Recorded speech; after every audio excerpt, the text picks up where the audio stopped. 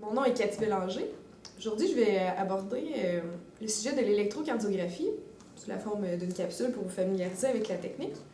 Dans le fond, moi-même, j'ai connu cette technique-là à l'Université du Québec à Trois-Rivières, dans le cadre de ma première étude de doctorat recherche.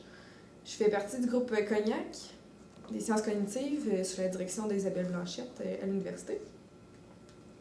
Donc, je vais commencer par vous dire pourquoi est-ce qu'en sciences humaines, on pourrait utiliser l'électrocardiographie, parce que c'est quand même une technique, disons, plus médicale. Ça peut sembler intimidant d'utiliser de telles mesures physio en psychologie.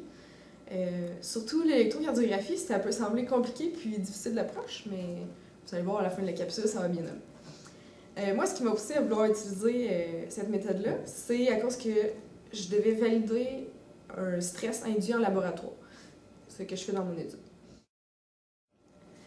Donc, au-delà d'une validation psychologique écrite qu'on pourrait obtenir du participant, de son niveau de stress, de comment il se sent, dans le fond, moi, je cherchais une validation physiologique que je trouve difficilement influençable volontairement. Donc, ça permet d'avoir deux modes de validation. C'est bien de les combiner aussi. Je voulais que le corps puisse témoigner lui-même de ce qu'il vit, là, sans influence. Donc, c'est ça. Dans mon étude, vraiment, mon objectif principal, c'était de créer un stress pour voir son influence sur l'interprétation de différents stimuli qui sont ambigus, soit des visages, des voix ou des associations de mots et de phrases. Donc, c'est pour ça que je l'ai utilisé dans mon étude. Il existe deux façons plus courantes de mesurer le battement cardiaque et ses variations. Il y en a un qui c'est avec un capteur à l'index, ou sinon l'électrocardiographe. Mais selon la littérature, c'est plus satisfaisant de travailler avec l'électrocardiogramme parce que les données obtenues vont être plus robustes, contiennent moins d'artefacts déjà à la base, puis ça nécessite moins de précautions de la part du participant. Donc, c'est pour ça que moi, j'ai préféré cette technique-là comparativement avec le capteur à l'index, pour pouvoir que ce soit plus fiable déjà au départ avec mon étude. Donc, si vous voulez aller plus loin que les fameux questionnaires auto-rapportés pour mesurer des effets concernant le stress, entre autres, ben, je crois bien que l'électrocardiographie serait pour vous. Donc, en ce qui concerne le matériel, voici les 5 électrodes qu'on va utiliser.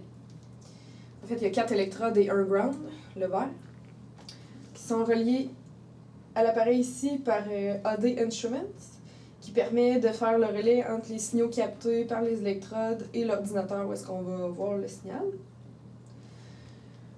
Donc, comment ça fonctionne pour le matériel? On a les électrodes jetables, qui sont déjà autocollants. Donc, on coupe une section. Ensuite, on va la poser, c'est comme un bouton snap qu'on vient clipper comme ça.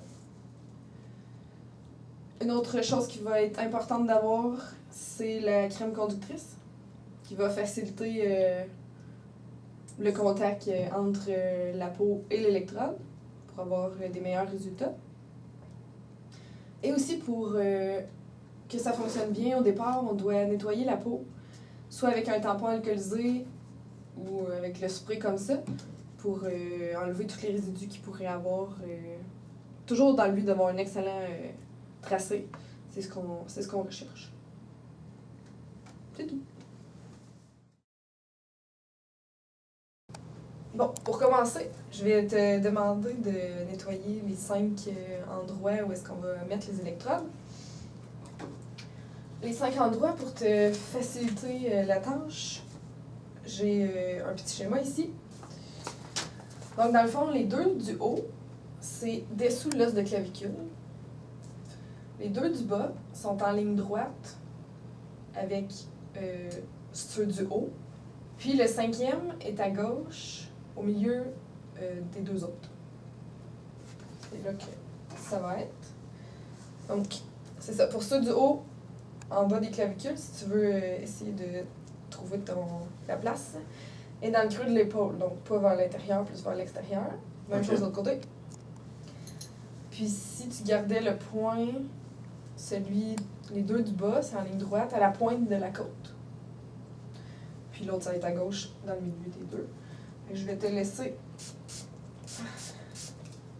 ceci pour faire des petites frictions, juste pour irriter un petit peu le nettoyer aux 5 endroits.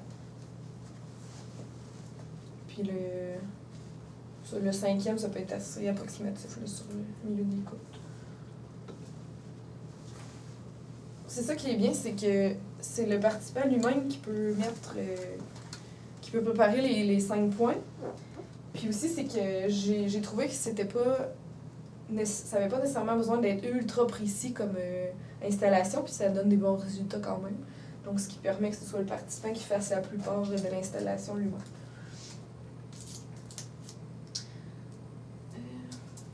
OK. Donc, je vais te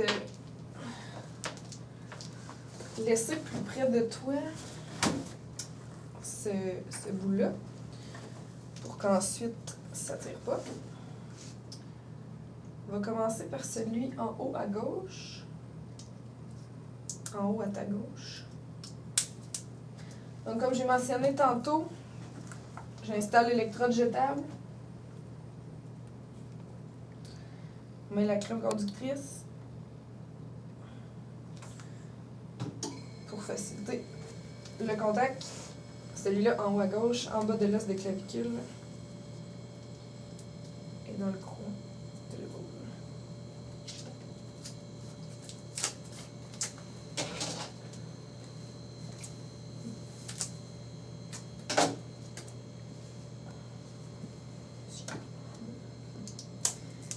Maintenant, même chose pour celui en haut à droite.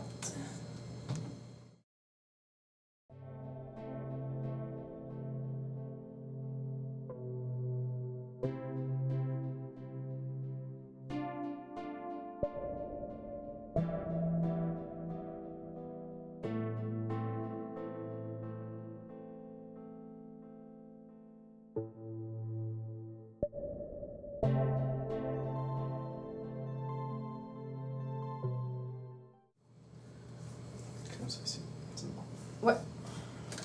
Ça. Donc ça, c'est pas mal tout pour l'installation physique. Ensuite, on peut ouvrir le logiciel puis regarder le tracé préliminaire qu'il va avoir sans enregistrer pour voir si le placement est optimal du côté de l'ordinateur. Donc, je vais aller à droite.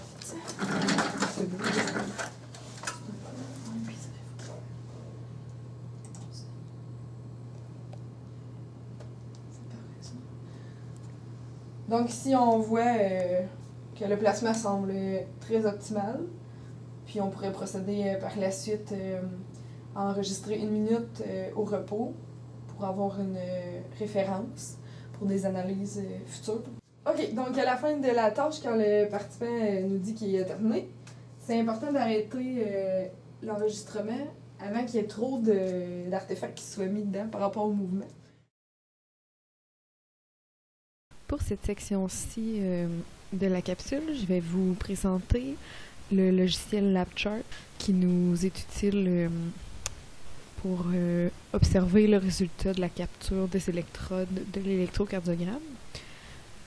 Donc, en ouvrant le programme, vous avez accès au canot, où est-ce que je vais vous montrer plus tard des tracés. Les quelques fonctions qui sont utiles ici en surface sont les channel settings que vous voyez ici. Moi, j'ai activé les channels 3 et 4. C'est ceux-là qu'on a besoin pour l'ECG avec notre système. Sinon, il y a l'option des commentaires ici. Ça sert à faire des marqueurs de moments dans vos tracés. Donc, c'est utile pour savoir le participant, qu'est-ce qu'il faisait à quel moment. Donc, pour moi, ici, le DP, c'est le début de la tâche de stress, la fin de la tâche de stress, début de la deuxième, fin de la deuxième, début de troisième, fin de la troisième. Et ici, c'est ça qui m'intéressait particulièrement. Donc, on peut diviser nos tracés en 6 blocs maintenant. Ça va bien pour se référer dans le temps. Maintenant, on pourrait aborder les tracés qui sont dits anormaux, qu'on ne cherche pas à obtenir lors de la pose des électrodes. Je vais débuter en commençant par un exemple d'un signal qu'on recherche, l'enregistrement idéal. Donc on cherche à obtenir 3 choses pour le canal 3 ici. La première vague, un premier pic et un deuxième pic qui est un peu plus élevé que le premier. Ça correspond à un cycle de battement du cœur d'à peu près 1 seconde. Ensuite, pour le canal 4, en bas, la ligne rose, correspond au nombre de battements par minute déjà calculé à partir du canal 3.